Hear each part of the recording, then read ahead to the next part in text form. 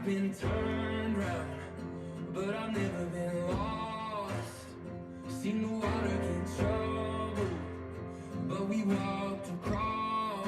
I'm drinking coffee, guys. When my knees were shaking, you held my hand, turning my problems to a promise. You guys.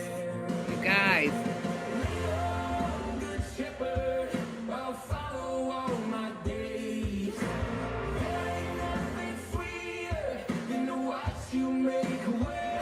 You walk through the valley, but you never steer me wrong. You guys. So Lead on, good shepherd. Lead on. since the mighty deep canyon that you brought me through, seen some mighty big mountains that you up and move. Glory, glory, hallelujah. Yeah, that's my song. Walking with my Father into the great That's a vitamin.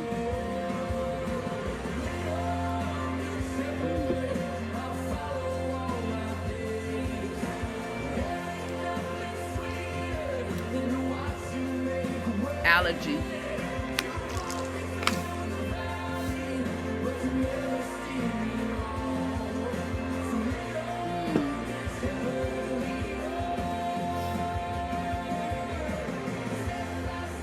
day by day. Lead me on, Lord, I pray. Road gets hard, walk by faith. Lead on, good shepherd. Step by step, day by day.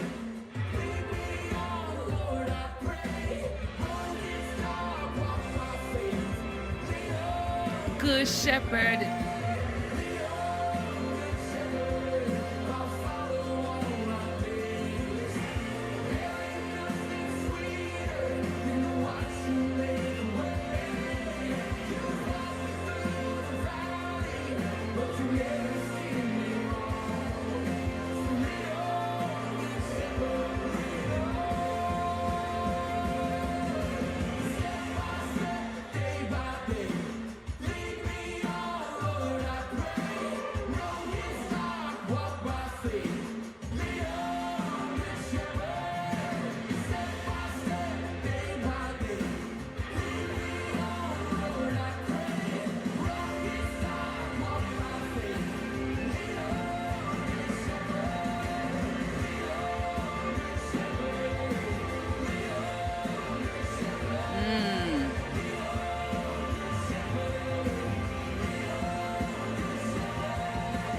Lead on, good shepherd. Wow.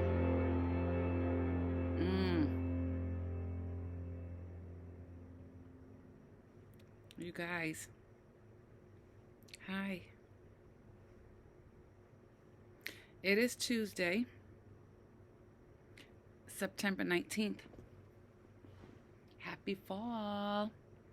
I think today was the first day, right, of fall. I'm a summer baby, guys. Born in August. I like the heat. I like the humidity. Now, I don't like too much heat. Like, I don't like it to be so uncomfortable, right? But that's what air conditioners are for, right? Plus, right, in the hot weather, you get to go to the beaches, right? You get to take those kids to those amusement parks, right? It's stuff to do. You know, some people prefer the winter, right? But I also like spring and I like fall, but I love summer. So I like spring, I like fall, I absolutely love summer. I am not a winter person, guys. I've been in New England all my life and I never get used to winter, ever. So anyway, as you guys can see, I went to work today, right? My hair's tied up. And I had to do a couple of, like I popped onto Facebook a couple of times today during the day, which I normally don't do, right? But since I wrote my book, God's Gift to You, Book 1, and started advocating for mental health awareness, mental health wellness, and education, right? I told you guys, like, I'm going to share with you not just the good days. Like, I'm going to share my experience with you on the bad days as well, right? So let me just first tell you guys, right? The song title, right? And the artist. So that was Lead On Good Shepherd, right? And that was by Patrick Mayberry, right? And I know you guys know by now my style of music is like, and again, it comes from, when I was a child, right? And they took me from my mom, and, I had to go into different foster homes, and they moved me around a lot. And I talked about this in an earlier video, so you guys are going to have to go back because I can't stay stuck here because I've already explained this, but, just so you guys know, right? Because I know that music can be kind of, So, like I said, in my earlier years, like through being moved around to different foster homes, right? Sometimes I would be in a foster home like in Middleborough, Holyoke, and right, it's 2023 now, so those areas may be more advanced, right? I'm in my 50s, so we're going back 30, 40 years, right? And back then it was different, right? So, in some areas where the state put me in, as far as foster homes, like in the Middleborough areas of Massachusetts and other places, right? They didn't have black radio stations in those neighborhoods, right? And if they had black stations, like in my hometown, in my neighborhood, that music didn't reach those suburban Caucasian neighborhoods, right? So I had no choice but listen to Caucasian music, right? And I do a whole spill on that. You guys are just going to have to go back, but I just wanted to quickly explain to you guys why this is K-Love, right? I'm a K-Love fan. And yes, I do know black artists as far as music, as far as gospel, but if I stop playing, black gospel music, I'll be on my hands and knees, bawling my eyes out, snotty nose, like I go into heavy, heavy worship and prayer. And this is not the time for that. So this kind of music, it's still inspiration. It's still uplifting. You can still get a message. But we're not like hooting and shouting. And you know how us African Americans do it, right? We're not doing that. So anyway. So yeah, that was Lead On Good Shepherd by Patrick Mayberry. And it is so appropriate, right? The timing, right? Lead On Good Shepherd. I'm going to tell you why that particular song strikes a chord with me, right? During my journey of discovering, right, that I had a mental health condition, I told you guys I had some really scary moments before I got diagnosed, before I started treatment, and even after then, like, it's still, like, you can go to the doctors, right, and you can get diagnosed, and, you can start your treatment plan, and you can even start meds, right, but it's still going to take some time, because like I always talk about, right, I had to learn other things, because, like I said, the meds will take you from here to here, right, but you still have some breakthrough stuff, I had to, the choices were to either go on a heavier med, a stronger med, a higher dose, right? And you got to be careful with those mental health medications, right? And because I worked in the medical field from the time I was 19, right, up until my mid-40s, right? And I had gone to school, for, medical positions in healthcare, and like I've gone to school, so I learned some stuff, right? So when they introduced meds to me, and then again, African Americans, we have our ideas, right, surrounding mental health, psychiatrists, you know, counseling, therapy, mental health meds, right? The black community, right? They have these myths and these, you know, this fear, you know, and that's why I also advocate for education, right? Because we got to get rid of those myths. We got to get rid of that miscommunication as far as the information, right? We have to, I'm trying to choose my words carefully, guys, and when you see me slow down and stop, it's because my brain is going, right? It's going so fast. I can start talking about one thing and be over here, jump over here, and then jump back over here. So sometimes I got to slow it down. So with the black community, right? Now, I'm sure that things have changed now that we are in 2023, right? Because I see a lot of young people that's out there doing the thing, right? But people in my age range, right?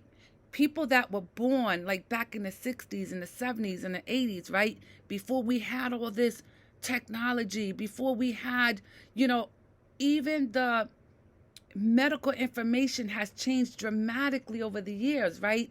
And this is why it's so important, right? As far as education, right?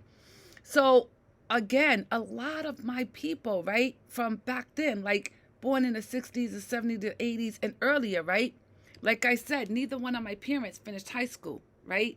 And they didn't further their education beyond whatever grade level they stopped at, right?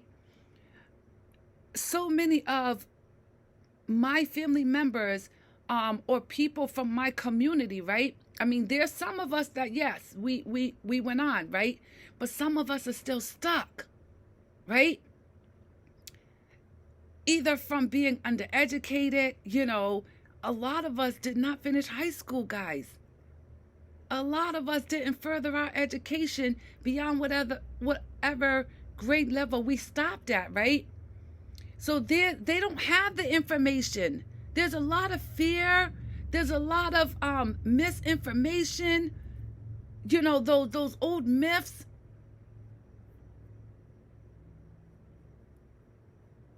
This is why I'm here. To help those people understand some stuff, right? And there was a time, now this is where I was going with this, right? Like I said, even after you go to the doctor, you address, well, you first identify, you address, right? And then you start your treatment, right? But that stuff takes time. You're still going to go through, right? Another thing, right, with doctors, right? Now, I said this before, right? These doctors, right, they go to school for years. They read books and study stuff for years, right? But they still don't really know. They don't really got it figured out yet. And everybody is different, right? You can have 5 people take the same med and they're all going to respond differently to that med. So sometimes things is trial and error, right? They'll start you out on this med. You'll take that for a while and see how your mind, your body responds to that med. If that don't work out, they'll take you off that med. They put you on a different med. You know, trial and error. They're going to keep, you know, trying different meds on you until they find what works for you, right? Meanwhile, all this med that you're taking, right? The ones that don't really balance out your mental health, right? But there's some other things that meds do to you. The side effects. So that's why it is so important, right? Like I said, I've always gone to school. All kinds of different schools. I've read all kinds of books, right? So when I went to my healthcare provider and they started talking about introducing meds, right? Now, because I have knowledge of, you know, I've worked in the medical field my whole life, right? I had to tell them, don't give me nothing that's going to have me crazy out of my mind. Don't give me nothing that's going to make me gain weight. Yes, there's some things you have to know because the doctors, right? They're there to evaluate you. Um, they're gonna address it, right? And then they're gonna start recommending that you do some stuff, right? And then they're gonna probably depending on what your diagnosis is and what your symptoms are and how bad it is, introduce meds, right? And of course they read all the books, right? They got all this information, right? But they really don't know. They don't know. I've worked in doctors' offices, right? In my younger years, right? Where the doctor would go in the room with a patient, right? And they will have this conversation with the patient about what's going on with them. What are they experiencing? They do their evaluation, right? And you guys know how the doctor, they come in, they see you, and then they go back out the room, right? You know what they used to do? They'd run in their office and pull out those books and start flipping through pages trying to figure it out. I've seen this. I was in them doctors' offices with them. Because sometimes, right, these doctors, you got to go to school for 4 to 6 years, some longer, right? The information you learned in year 1, by the time you get to year 4, 5, and 6, right, that's a lot of stuff for you to remember. So even when you're in the work field and you're in the clinic and you're hands-on and you're doing things, right, you got to go back and refresh your memory. You got to go find the information. You got to research. You got to read. You guys, I'm telling you, I've done the work. So when I was at my doctor's and they were trying to they started trying to, there was talk around, introducing me to meds, right? Again, I've seen mental health patients, right, on some heavy meds, right? And sometimes I look at them and say, my God, them side effects, guys, right? So when my doctor wanted to introduce meds, right, I had to let him know that I had some information. You're not going to use me as a guinea pig. You're not going to be putting me on this and putting me on that and putting me on that and have me so out of my mind that I can't function. And I told my doctor that, I need to be able to function every day. I don't want to be zonked out. Don't put me to sleep. Don't give me nothing that's going to make me gain too much weight. Guys, I'm so sorry. I should have put this on silence. But I didn't have it on silence because I was playing the music for us, right? So anyway, and this is why, right? I do what I do. Like I said, I'm a woman in my 50s. My mental health meds started taking off in my early 20s, right? And it was probably some stuff there before that, right? But it wasn't evident yet. It wasn't evident to me yet, right? It hadn't, I probably had behaviors, right? And things affecting my life, right? For a long time, but I just thought that's who I was, right? I didn't know there was a problem, right? But once I became a mother, right? And I said between the ages of 3 and 4 when my symptoms really started taking off, right? But it could have been, 3 or 4. Because, right, it starts out small, like those little things, right? And then they grow and they grow, right? And it might happen once in a while, right? But then it happens more frequent, right? Until it gets to the point, right, that you start recognizing some stuff. Like there's some stuff taking place here. And left untreated, right?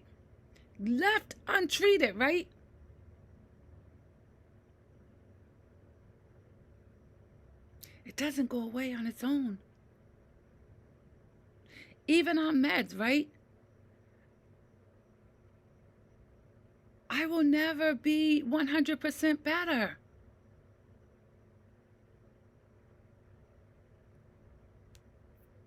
It's not like there's a cure. Oh, you guys, right? That's not where I wanted to go, right? But what I started telling you, right? And I had to give you that little piece there, right? So there was a time in my life where things were so heavy, right? So heavy, right? I actually went to, like, I used to go to counseling, right? I used to go see therapists, right? And there was so much stuff going on around me, like the outside stuff, right?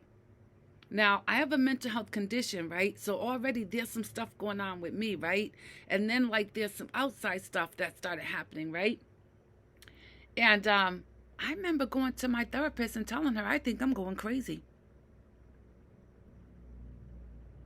I said, I think I'm going crazy. I think I'm losing my mind.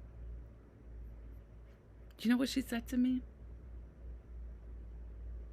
She said, Miss Hopkins, most people who are going crazy don't know they're going crazy. You are okay. Yeah, can you imagine? I really felt like I was losing my mind. That's how bad it was. And I was scared. I was scared. And when the therapist said to me, Miss Hopkins, most people who are going crazy don't know they're going crazy, it made so much sense.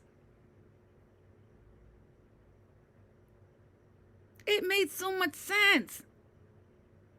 So anyway,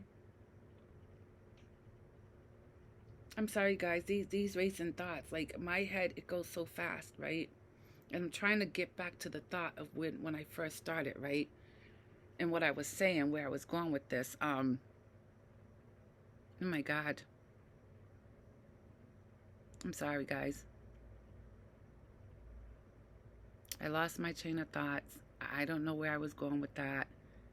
And maybe it'll come back to me, okay? We're going to move on, right? I know. Good shepherd, right? That's what I was going to say. Good shepherd, right?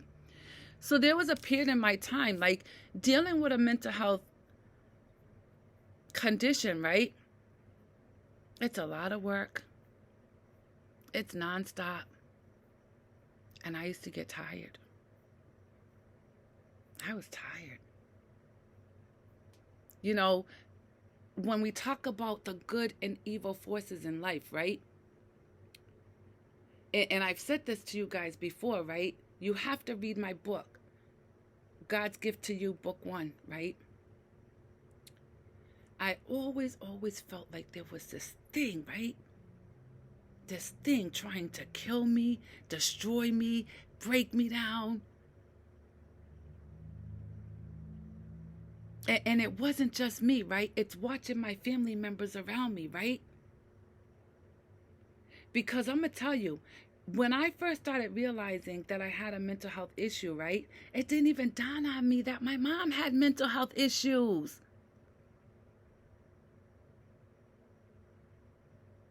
I mean, we talked about those inside factors and we talked about the outside factors, right? The aspects of having a mental health condition, right?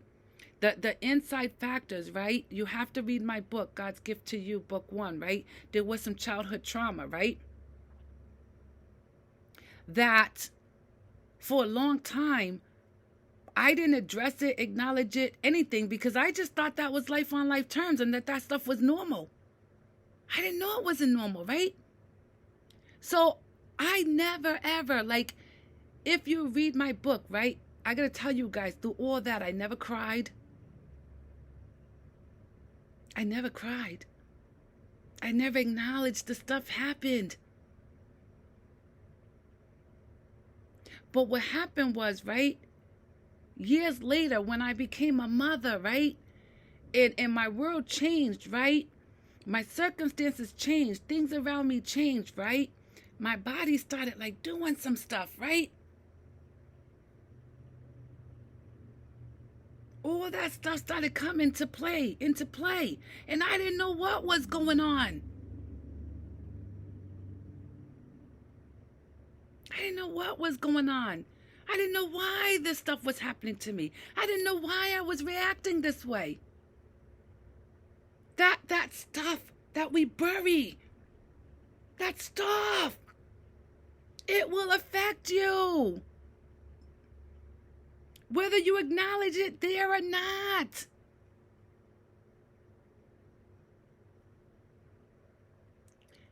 My point in that, right? The song Good Shepherd, right?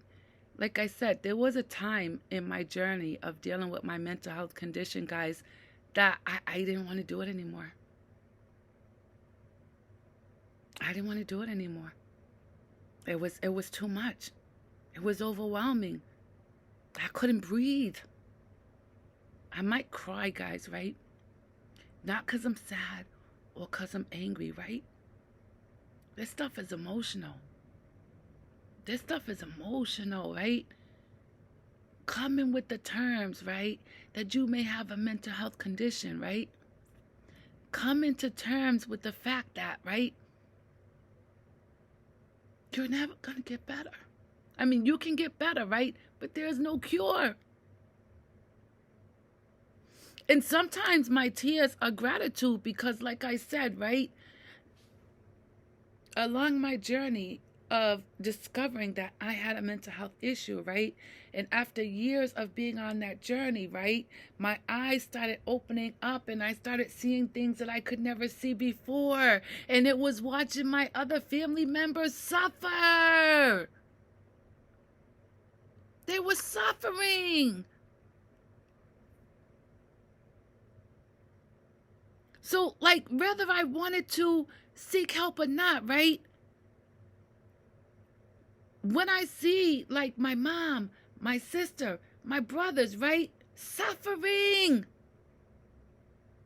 There was a time when I suffered, right? And I had a little girl watching this whole process, right? So me seeking treatment wasn't a matter of whether I wanted to or not, right? It was a must.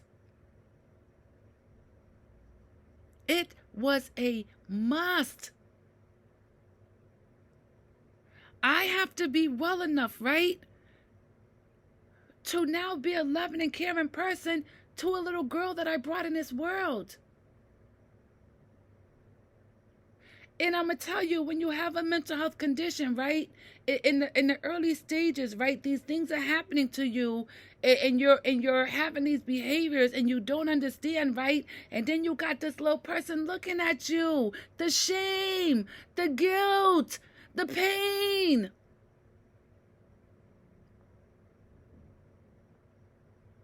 When I tell you, right, that I had no choice but seek help,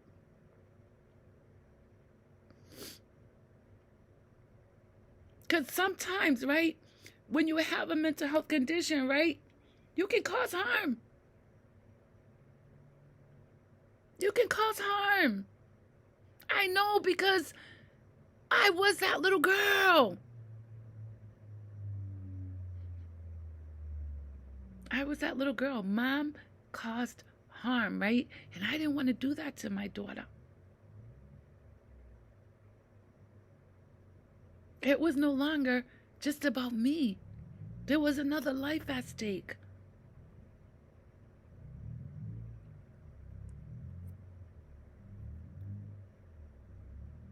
So, in that song, Lead On Good Shepherd, right? Like I told you guys, there was a part of my journey where I was tired. I was tired. And I had a friend who told me one time, right? He said, you got to keep fighting the good fight. You got to keep fighting the good fight, right? I'm not sad, guys. It's just emotional. It's emotional, right?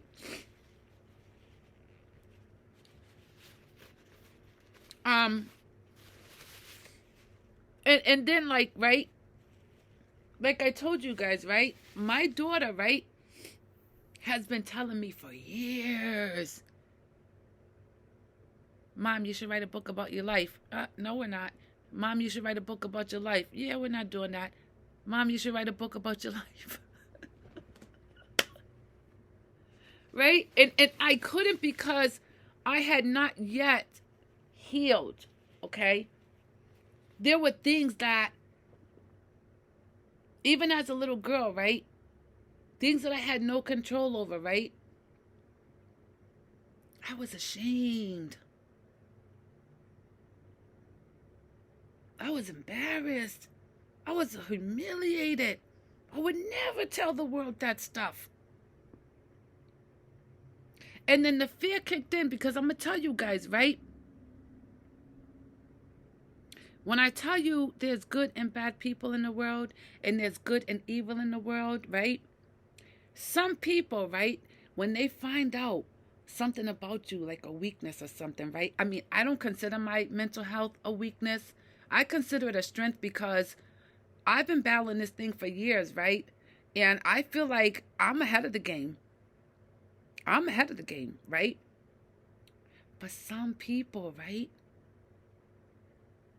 when they see something or learn something about you, right, they prey on you. They prey on your weaknesses.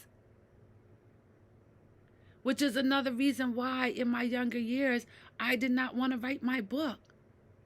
I didn't want people to know certain things about me because I was afraid that, right, that they would take that information, right, and think that I'm still that same person I was as a little girl. Oh, yeah.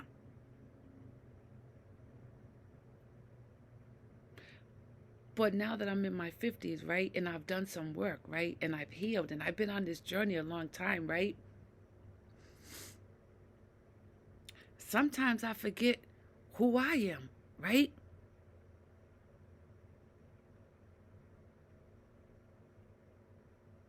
Like, my biggest weaknesses, right, even as a little girl, right, people would do things to me, right, and I wouldn't speak on it. I wouldn't defend myself. I wouldn't talk about it. I would just let people do what they needed to do to me and just get up and move on like no big deal. But now, that was as a little girl. Once I became a woman in my 20s, right? And I went back home and found my family. I got 2 brothers.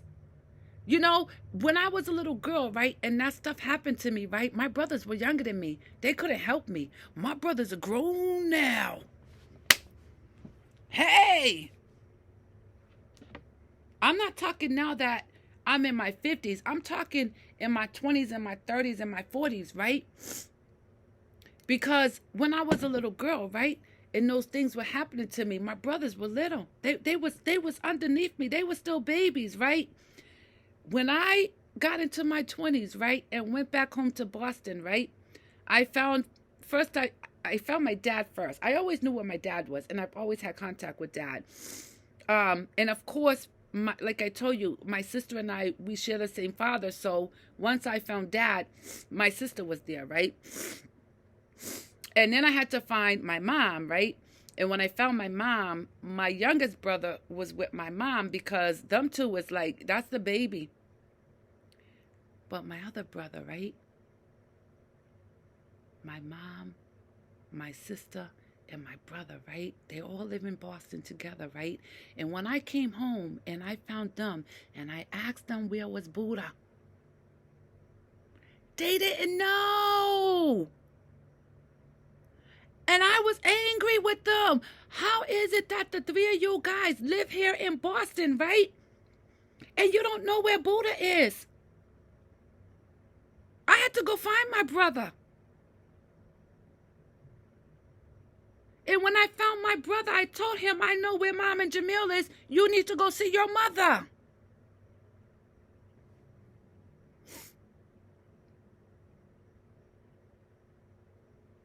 I told you guys, I I don't like, if my flesh and blood, right, is alive on this earth, I need to know where they at.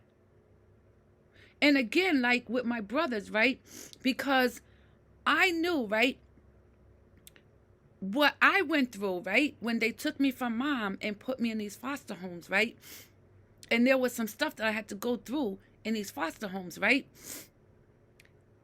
I knew what it was like for me in a foster home, right? So the whole time I was there, I was worried about my brothers. I was worried about my mom. Where are they? What are they going through? What is life like for them? So when I came back home and found my sister, my mom, and my brother, and they didn't know where my other brother was, how can you live in the same town as a sibling, as a child, and not know where they are? You damn right I went and found my brother.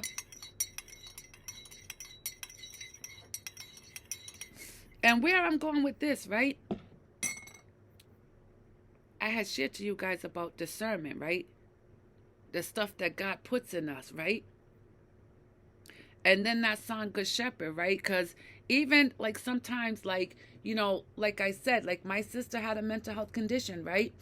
And even before I was aware of my own mental health condition, right? I was always doing things for her, always trying to take care of her, always trying to make sure she was okay, right?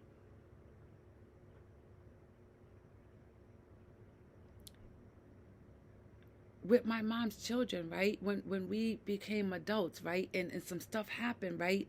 And mom didn't want to deal with my brother, right? I had to tell my mom, like, that's your child. That's your son. Right? Like, I've always been there for my mother's children, right? My sister has lived with me on more than one occasion.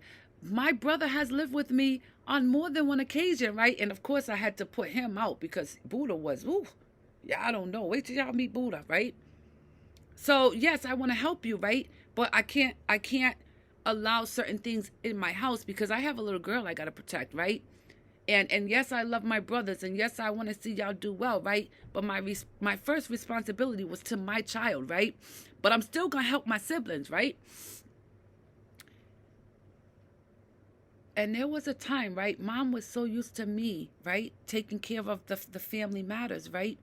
There was a point I had to tell my mother, these are your children. I didn't have these kids. These are your children.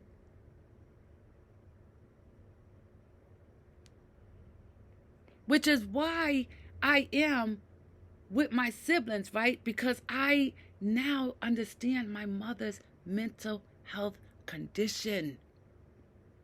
There's some stuff going on with that lady, right? And a lot of times, right, when you're dealing with other family members, right, and mental health conditions, right, that stuff wears on you guys. How does it affect you, right? And I couldn't understand this, right, when I was a child, right, and they took me from my mom, right? You got to read my book, guys. When they took me from my mom and put me in protective custody, right, as a little girl, I couldn't understand why they did that, right? Because I needed to be there for my mom. I needed to be there for my sister. I needed to be there for my brothers. Right? Me, a little girl. Taking on the responsibilities, right?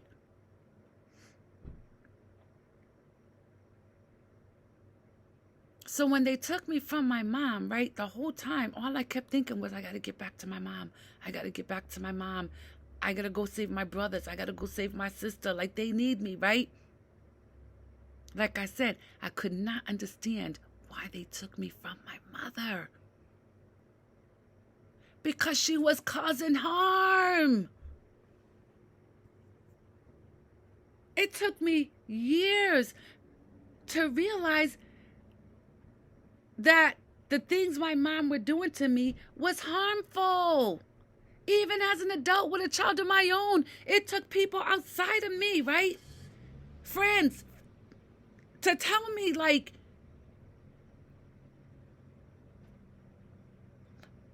as an adult, Mom used to yell at me, scream at me, and I had to tell her, stop yelling at me. Yes. And of course, in a loving and caring way, right? Because Mom, right, as a child, right, she put that fear.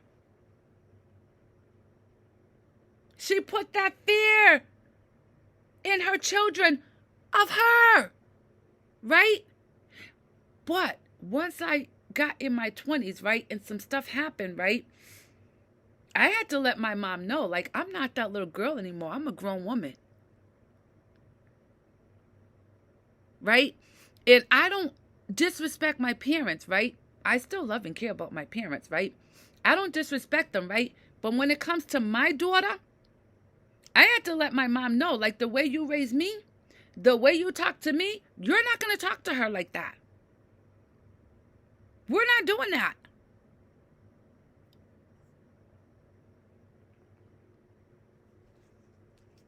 So, like I said, there was a time I was tired, and that song, Lead on Good Shepherd, right? That discernment, that information, those gifts that God gave me, right?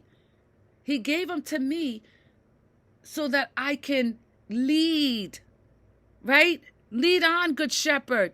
When there was times when I was at my worst and I didn't feel like I could go on. And my higher power kept telling me, get up. I'm not done with you yet. Yes.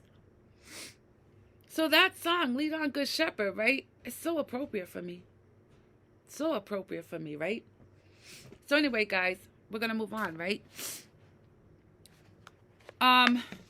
So we were back on script, right? And we were going over relationships, right?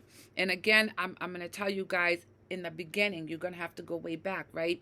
We talked about the inside factors, right? And then we talked about the outside factors. So I gave you guys some information about those inside factors.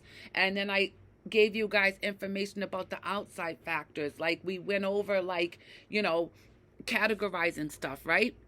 You got to put this stuff in categories because if you try to take it all on, it's not going to work. I've been there. I've done it. It's not going to work, right?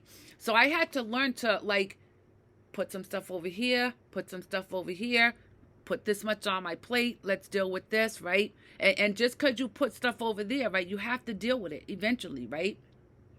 But right now we got to focus on this. Then we're going to focus on that. Like you have to break it down, right? So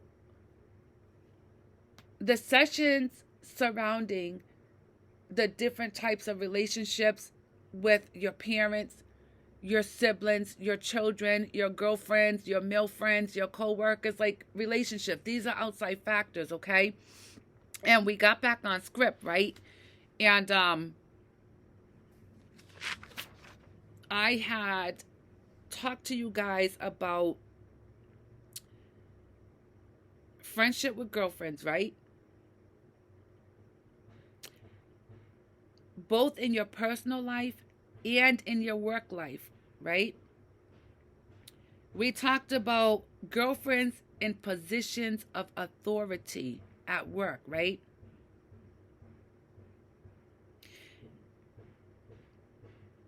I want to give you guys this illustration, right? The trauma that people cause you at work, right? So I used to work, I want to say it was women and infants here in Rhode Island. Yeah, women and infants here in Rhode Island, right? And at that time, my supervisor, gosh, I was so close to saying her name. I want to say her name so bad. But people will sue you, right? So anyway, I worked at women and infants. And the behavioral, oh my gosh, behavioral. So I worked, right, at Women and Infants Hospital, and something about behavioral, and I'm going to tell you guys what that is, right? Because I know the words, but you guys, my brain, right? Behavioral something, right? So what that was, it was a clinic, right? for pregnant women on mental health meds.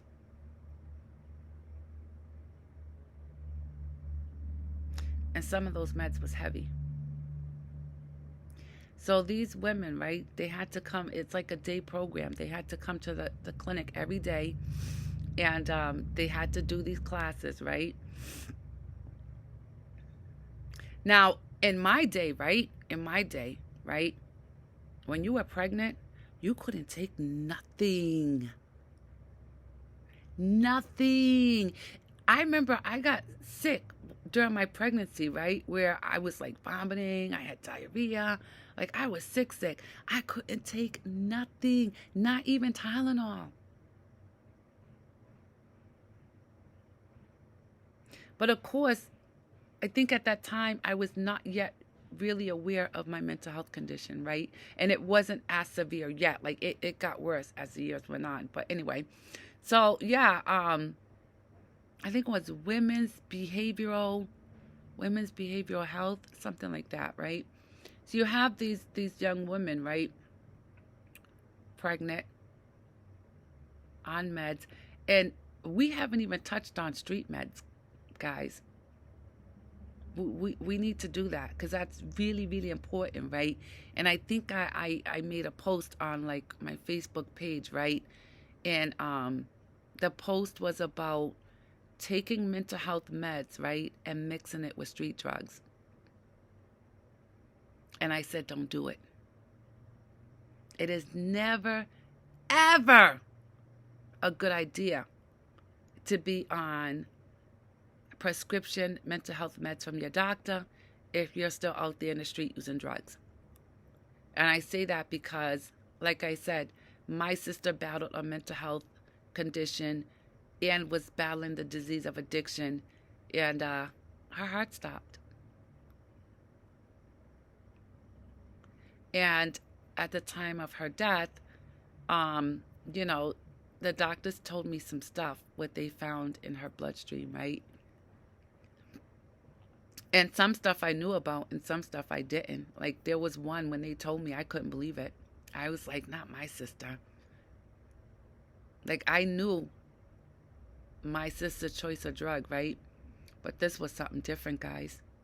In her last days, I think she started, you know, the thing is, right, with the disease of addiction, right? You might start out on one drug, right? And be on that drug for a long time, right? And then you try something more advanced.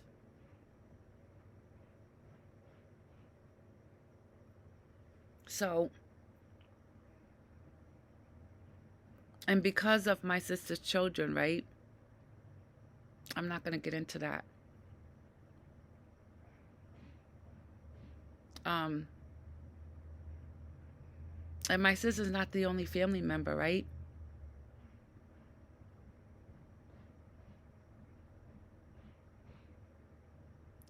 So anyway, that's why I do what I do, right? I need to give you guys this information, right? And the thing with my sister's death, right?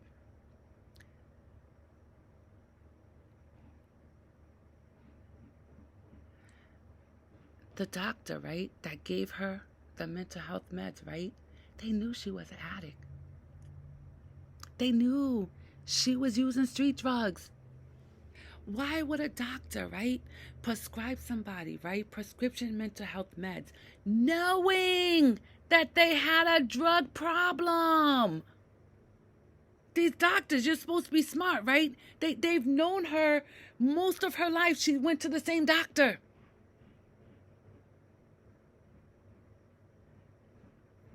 Like, I get, like, with patients, right? Like, they sometimes, like, there's this thing called dual diagnosis, right?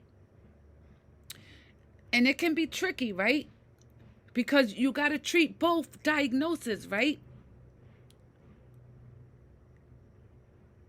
But until you address the disease of addiction, right? Don't take no prescription medication, mental health meds. It does not mix. And again, right? I don't know if it was like the doctors just not caring about a young black woman, right? I could not understand, right? Why? You guys know her. You know her history. You know she's out there using drugs.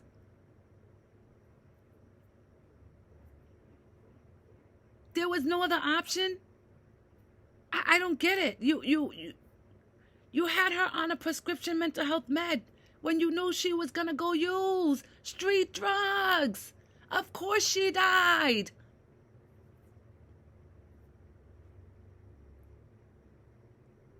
This is why I do this, guys. Anyway, so what I was saying, right?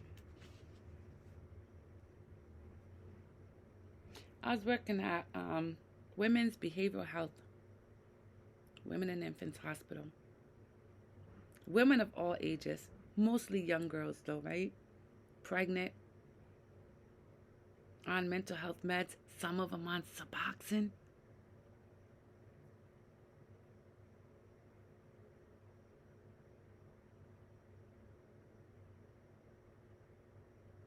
Because some young people, right, for whatever reason, right, whether they're going through some mental health issues that they're not aware of yet, right? And some people, like, depending on your walk in life, right, the places you've been, where you come from, right, there might be an element of street drug usage, right? So many babies, right, are born, right, addicted to drugs because the mother used while she was carrying that baby, right? So there was this behavioral health clinic, right, where they tried to bring these women into this clinic, right? And for those who were like on heroin, right, you cannot, right, be using heroin while you're pregnant, right? So they had to get them off of the heroin and replace the heroin with Suboxone, right? And there's some other mental health drugs involved. So these women have to come to this clinic and check in every day. We need to keep track of them. We need to keep track of the progress that the meds are doing, right? Behavioral health, right? So anyway, the supervisor there, right? Now, I didn't have any issues with coworkers there. I didn't have any issues with any of the providers there. I don't know why. Like, sometimes, like, my mental health didn't affect all my jobs, okay? I think it was like triggers. Like, you have to be aware of your triggers, right? So anyway, during this time, I was doing well. There were no issues, right?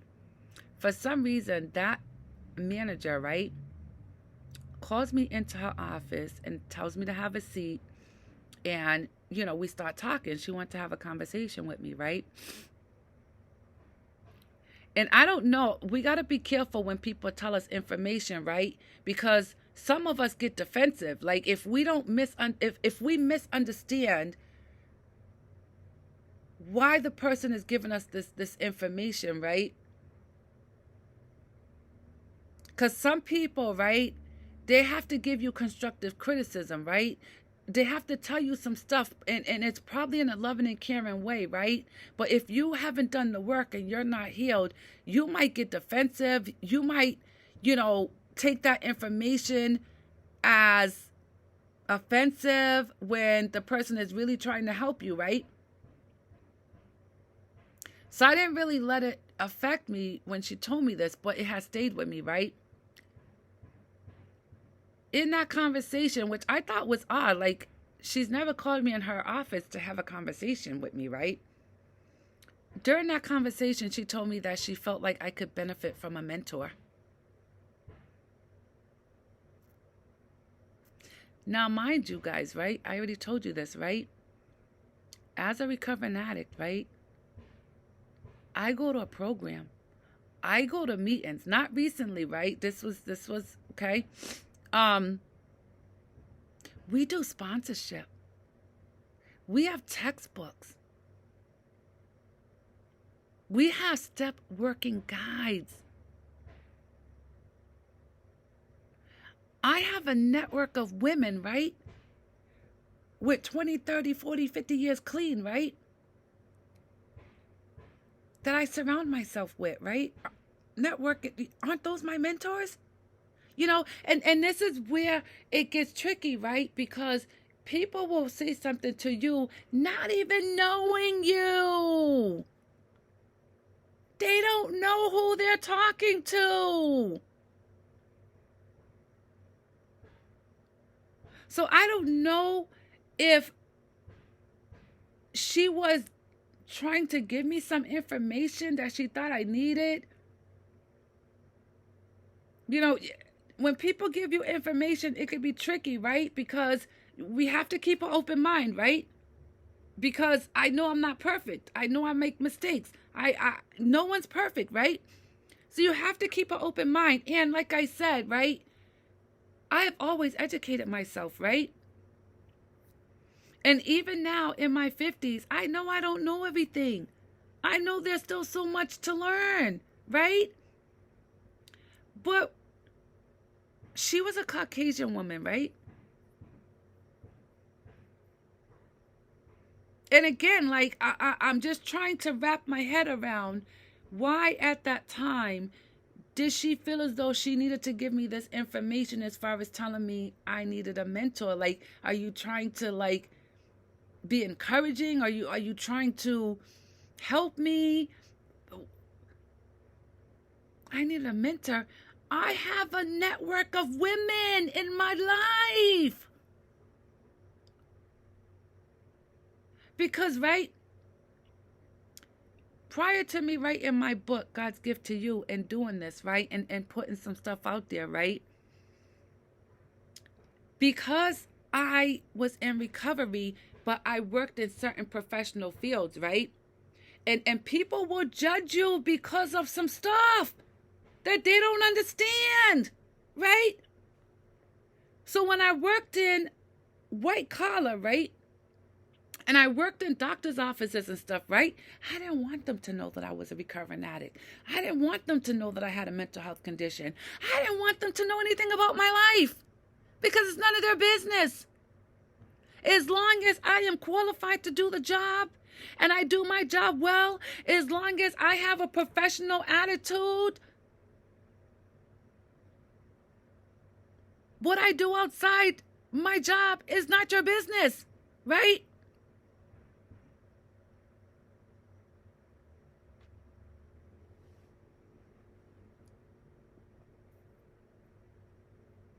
So I don't know. She said I needed a mentor. I have aunties. And yes, some of my aunties, right, they do suffer with the disease of addiction, but not all of them. Not all of them.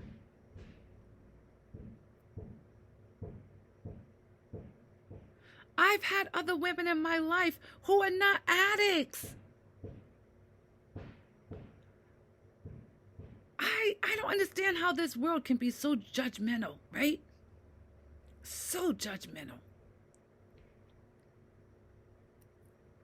So anyway, guys, yeah, I mean, all that came off of Good Shepherd, right? Because I told you, there was a time in my journey of discovering that I had a mental health condition where I was tired. And I've shared with you guys in past videos that yes, there was a time in my life way back in the day that I had some harmful thoughts to myself, okay? But I didn't act on it, right?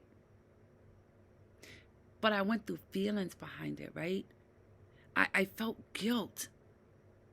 Guilt that I was having these thoughts of harming myself, right? Like, where was that stuff coming from?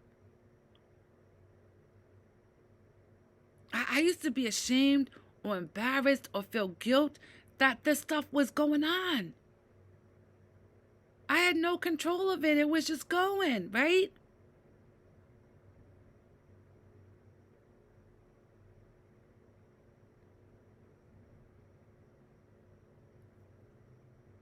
I don't know where I was going with that, guys. I don't know.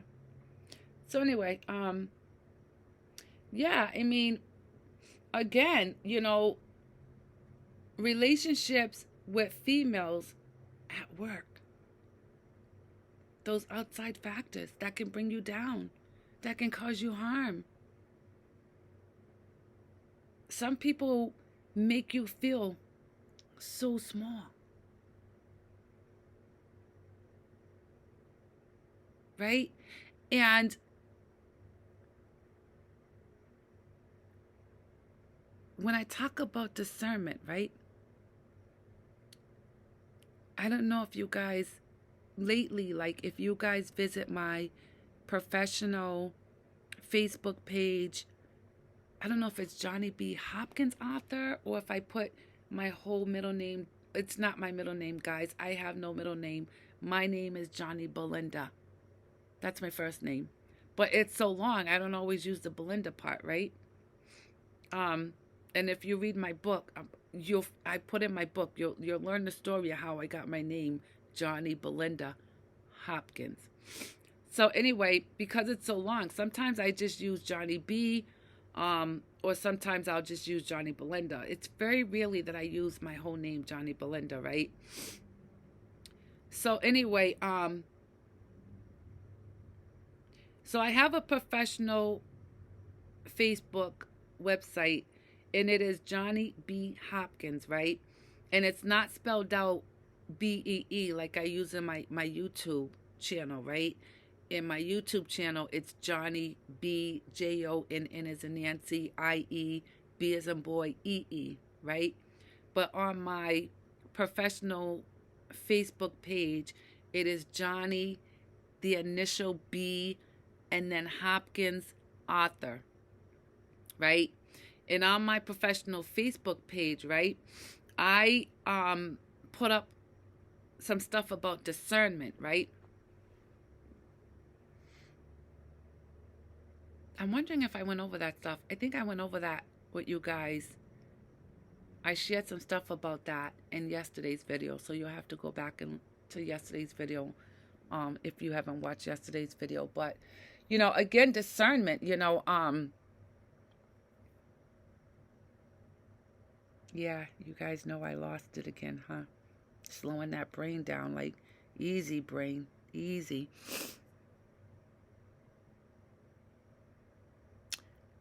Discernment, right? I'm just going to tell you guys again the meaning of discernment real quick, right? We went over this yesterday. Discernment, the ability to decide between God's truth and the world's lie. Okay? So, I've always used the word discernment, I think, from the beginning of my journey, right?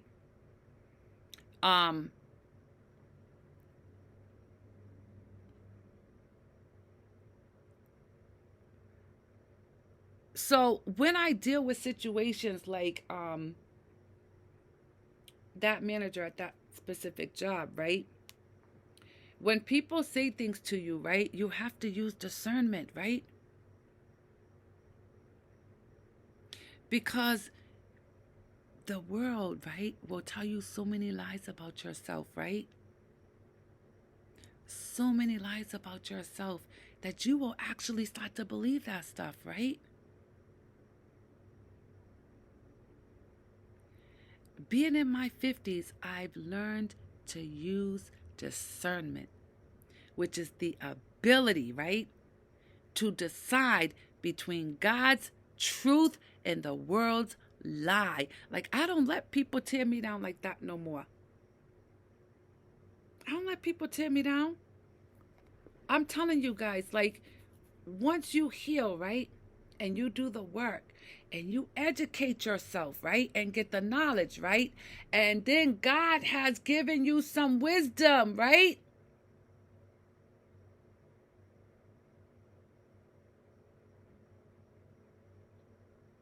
I've learned to use discernment when it comes to people. hmm Anyway, we're going to move on from there, right? So, like I said, you guys, we're back on script. We're talking about those outside factors. We talked about relationships with females in your personal life and relationships with females in your work life, right?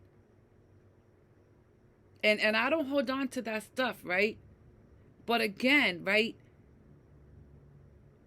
Before I grew into my gift, right?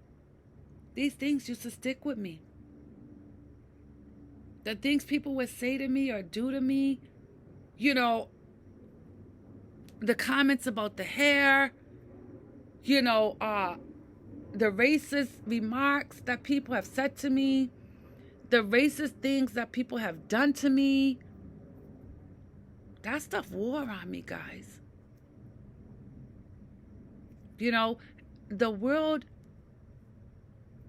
had me believing their lies, like that I wasn't good enough, I wasn't pretty enough,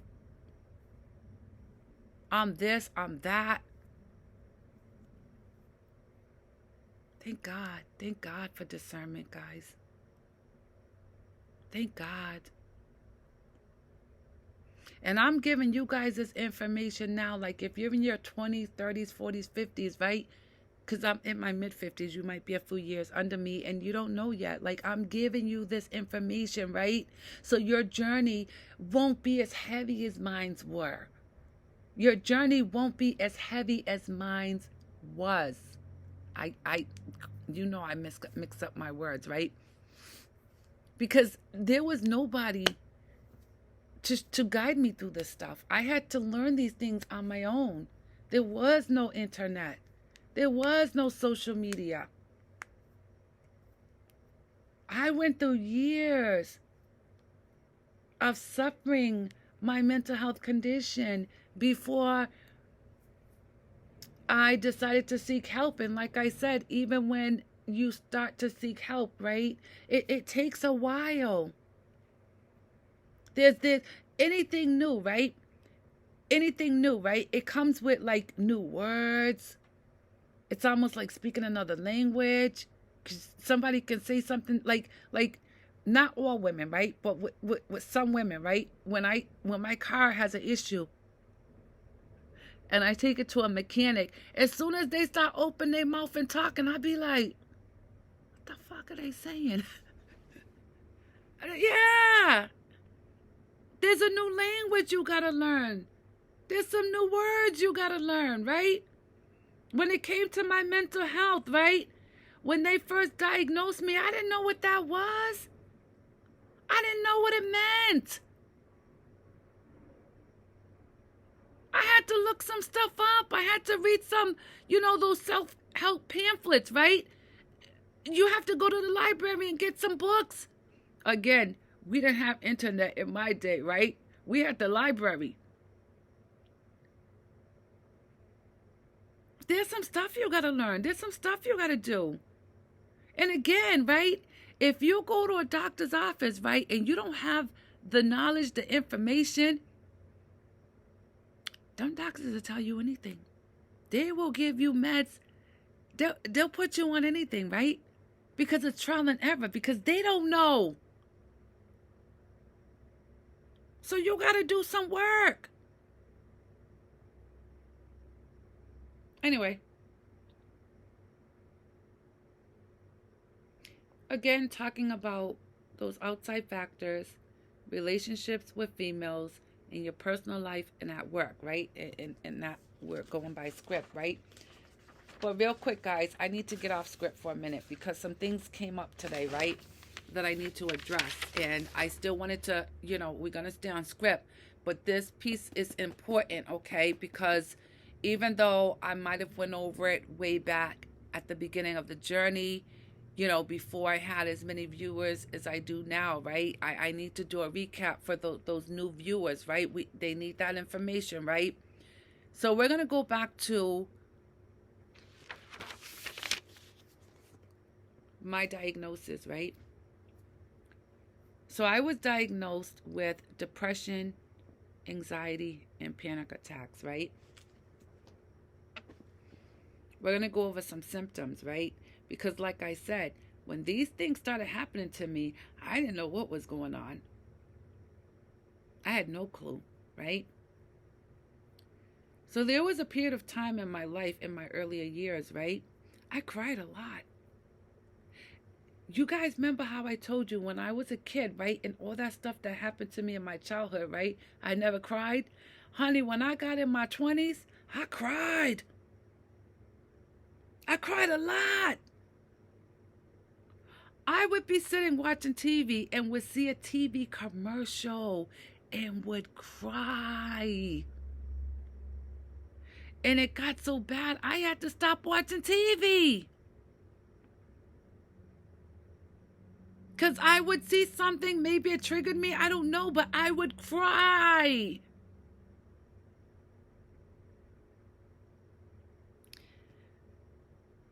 With my mom, right? We're talking about symptoms, right? Of mental health conditions. With my mom, right? When I was a little girl, Mom yelled a lot. And I'm not talking about a normal yell. This woman screamed. Would go into this thing, right? She would just scream, right? And even then, as a little girl, when Mom yelled at me, I don't think I cried. It might have been some moments, like here and there, where she would yell at me and I would cry. And how it affected me at work, right? When I used to work in doctor's offices, right? And I would get a patient, you know, that comes to check in, right? And if that patient started like yelling at me, I would cry. I'm laughing, but it's not funny. I would cry.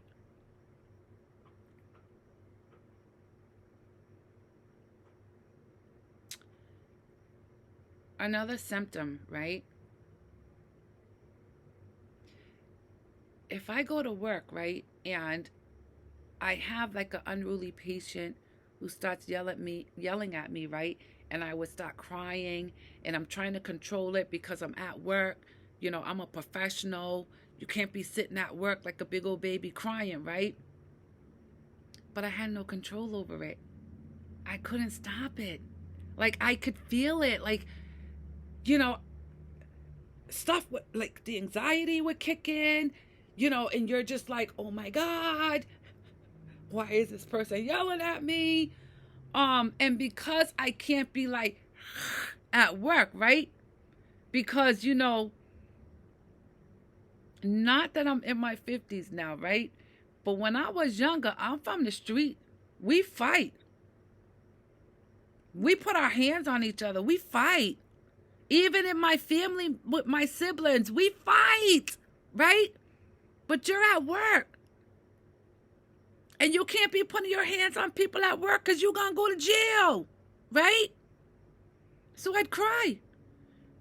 Because I was so angry that this person, right, they didn't know that I had childhood trauma going on, right? They didn't know. I didn't even know at the time, right?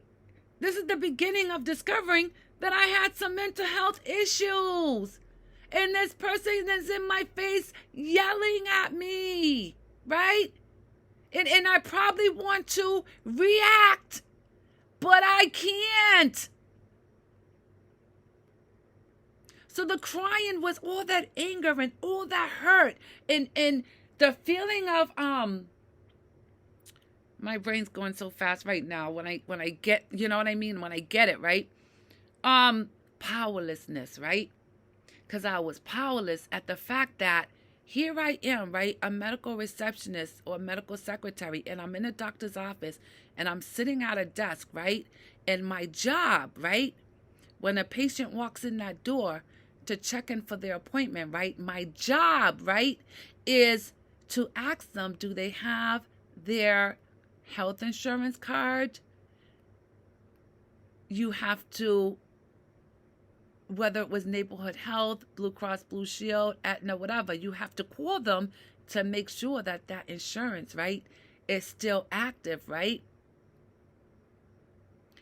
For some people, for whatever reason, right, if their insurance lapsed and they didn't know, and I call Blue Cross Blue Shield or Neighborhood Health Plan or Aetna, whatever, right, and they tell me this person's insurance is not active, right? Now I got to tell this person who is sick and needs to be seen by a doctor, right, that your insurance is not active, so you got to pay out of pocket, right?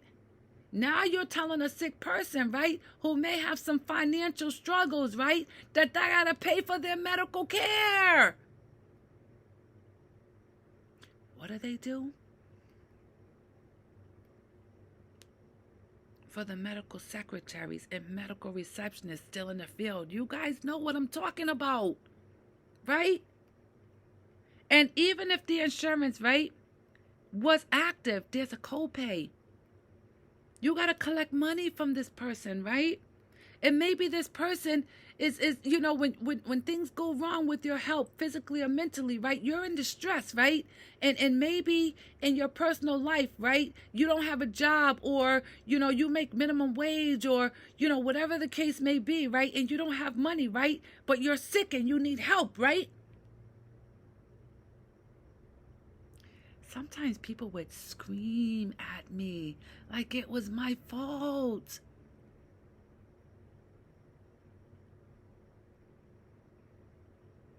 And when people are up in your face like this, right, you can't hit them. You're at work. You're in a professional setting, right? So you sit there and you got to take like all this abuse, all this stuff, right? Now, if you're someone like me with a mental health condition, right, some stuff got triggered, right? And this person, right, they're up in your face, they're yelling and screaming, they don't know who they dealing with, right?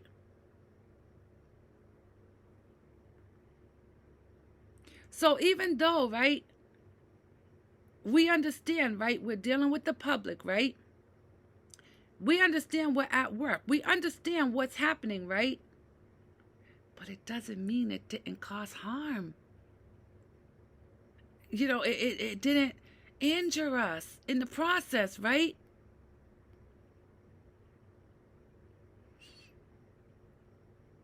Now, because the injury happened, right? Like, I'm going to go on with my day. I'm going to go on with my shift. I'm going to finish out my day, right? But you know what happened? When I would go home, behind closed doors, I would cry. Because I had to release that stuff, right? I would cry.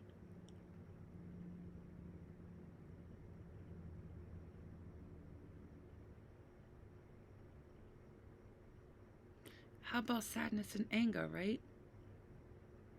Sadness and anger, right? As a young mom, right? Things didn't work out with baby daddy. Baby daddy's gone. No visits, no phone calls, no financial support. It's just you and that child. You need an apartment. You got to keep a roof over that child's head. You need a job, income, because you got to pay for the rent to keep that roof over that child's head. Being a young single parent is not easy. On top of that, right, you're dealing with a mental health issue you don't even know about yet, right?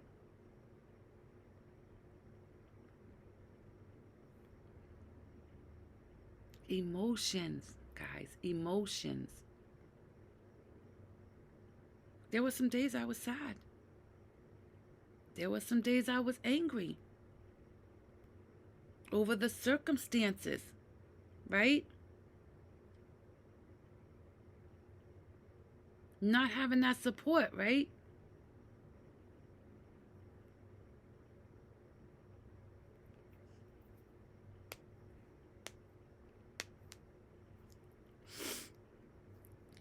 Another symptom, right,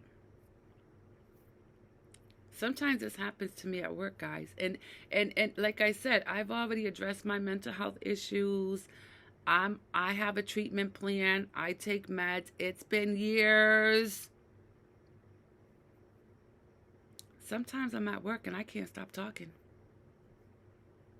Bloop, bloop, bloop, bloop, bloop, bloop, bloop, bloop, bloop, bloop, bloop. Guys, sometimes I hear myself and I gotta tell myself, shut up. Yeah. Talking too much. My sister talked too little. She talked too little. Like, you could actually see, right? When my sister was a little girl, right? You got to read my book, right? There were times, like, you could look at my sister and tell she was sad. There was something going on with her, right? And Mom would ask her, what's the matter? And she'd just shrug her shoulders. She had no words. She couldn't tell you.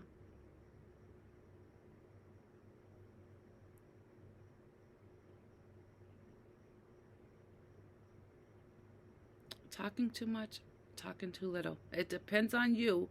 You know, everybody's different, right?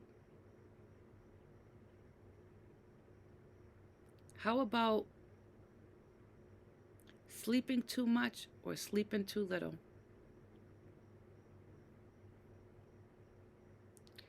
Me, myself, I slept a lot, guys. And sometimes I slept just to escape. I didn't want to feel. I didn't want to deal. Sometimes this, right? The only way to escape it is to go to sleep, right? This was before, or I want to say during my journey of discovering that I had a mental health condition.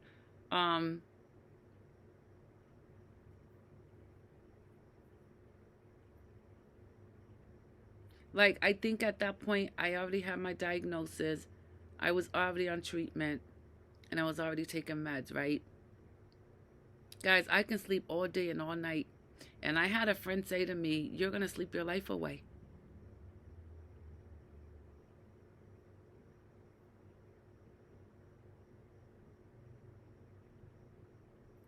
And I'm going to tell you, right? Time is running. We're pushing, right? So we're going to stop there, right? But I just wanted to, you know, even though we are in the process of doing the work, right? Like we're talking about those outside factors. We're talking about those relationships, right? The things that affect us, that cause us harm, right? I needed to go over, right, for people, like I said, who may be just coming in, right? The symptoms, like, you know, because we have to identify, right? We got to identify if there's some stuff going on and you don't know yet, right? We need to identify that stuff, right? And I told you guys, I'm going to walk you through this journey. I'm going to walk you through this process because I've been doing it for years. So anyway, right? We're going to end there, right? The symptoms, right? We ain't even got to seeking medical help yet, right? This is the beginning stages. This is how it starts, right? So I'm going to put here that we left off on sleeping too much and sleeping too little, okay? And I'm going to end with this, right? Today is, oh my God, what is today? September 19th, okay? I just want to make sure I'm marking it right. September 19th. So I'm going to end with this, right?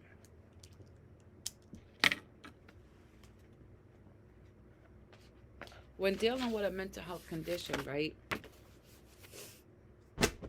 And for people who have no clue, right? Sometimes people with a mental health condition, right? We have these symptoms, right?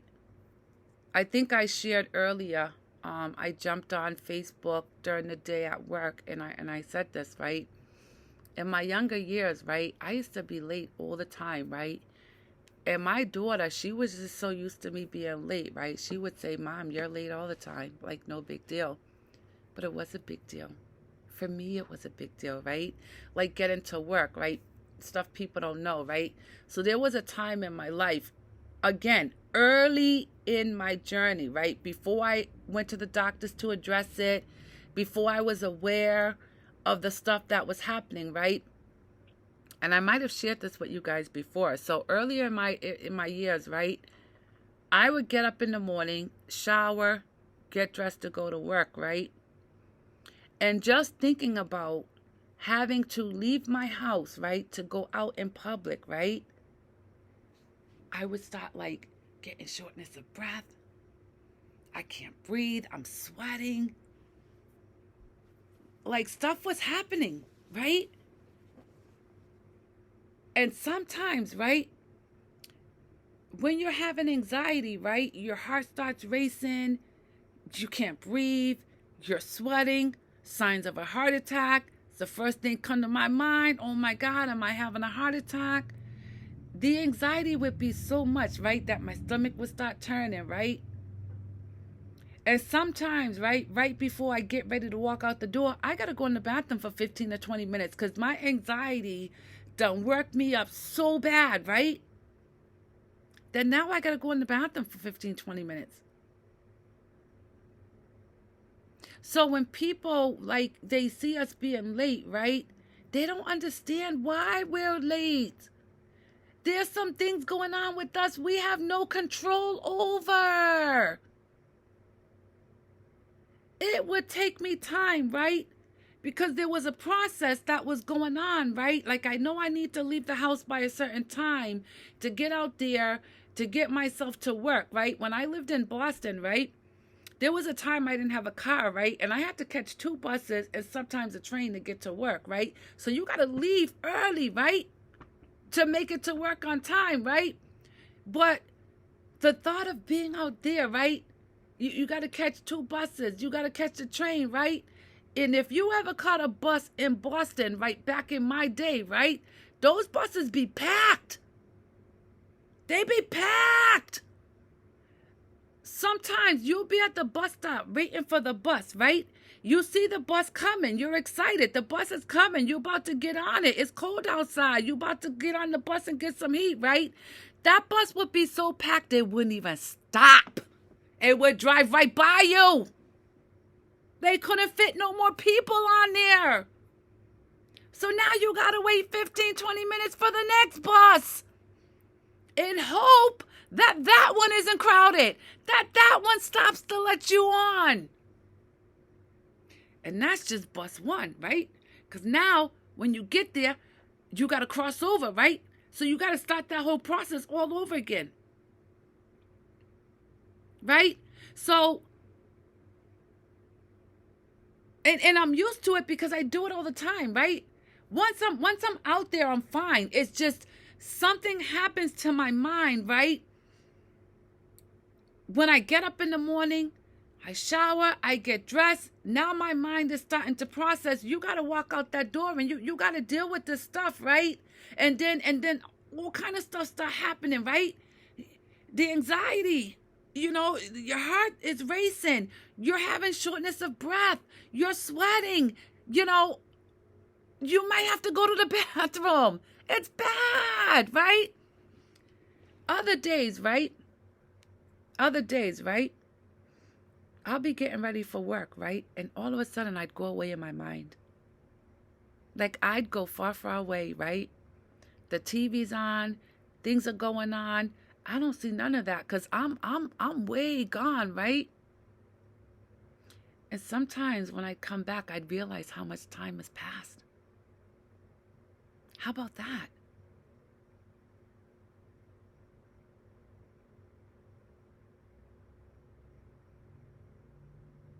I don't know if it's like a form of escape. I don't know what happens. Like, I would just go. And sometimes, right, in my mind, I can feel myself stuck in there, right? And I got to tell myself, Johnny, let's go. You got to go. So when people, right, they see this behavior of you being late, right? And it's hard enough on us, right? We feel pressure, because we don't like being late. We know we can't be late, right? But there's some things going on we don't have control over, right? So when you finally get there and people say, oh, you're late, now you get bumped into feelings because they don't know. I'm hard enough on myself. I don't need you to tell me.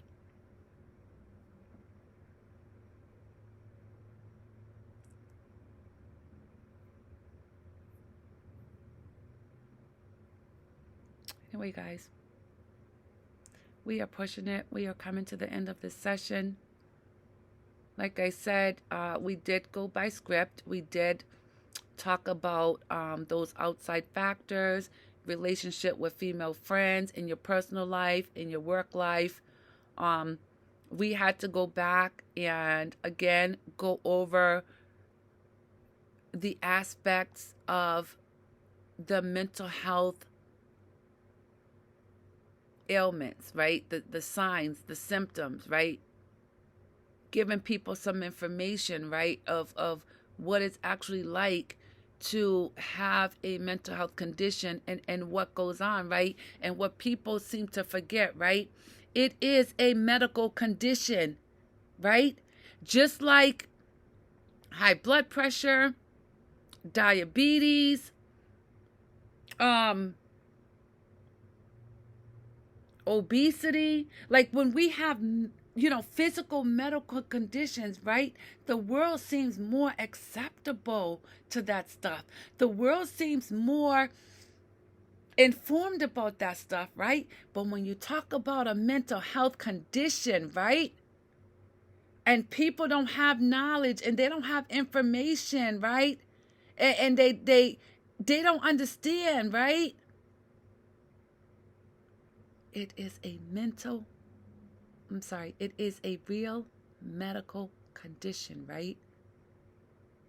Like I said, I know people out of work on disability because of their mental health state of mind, right? Because it can be a disability. It can be very debilitating, right? People young, 20, 30 years old, they can't work because they cannot manage their mental health condition. So when I tell you depression does not equal sad, right?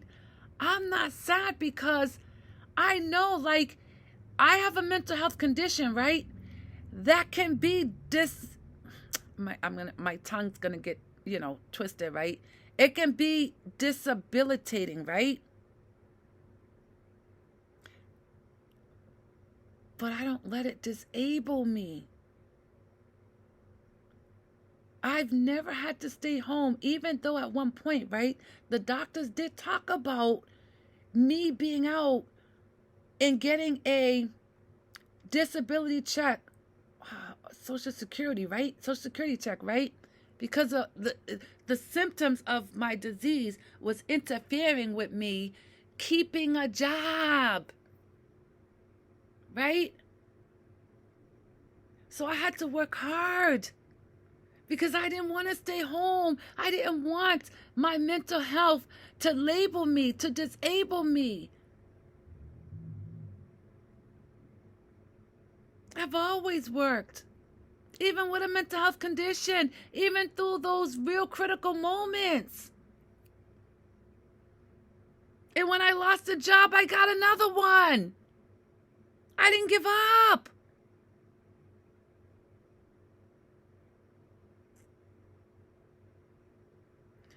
So when people mistakenly, right, attach sadness to depression, right? Some of us are not sad, honey. We're not sad. I have sad moments like most people do, right? But there's other emotions. You cannot walk around in one emotion all day, every day. When I'm with my friends, I'm happy. When I'm at work, even though there's some tough times at work, I'm happy doing what I do. When I spend time with my family, my mom, my dad, my daughter, my grandson, my siblings, it makes me happy.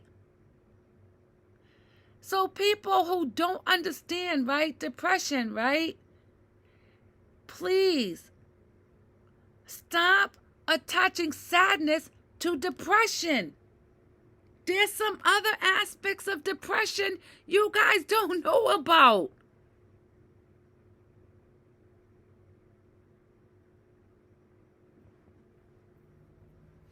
Anyway, guys, I hope you guys got something out of today's session.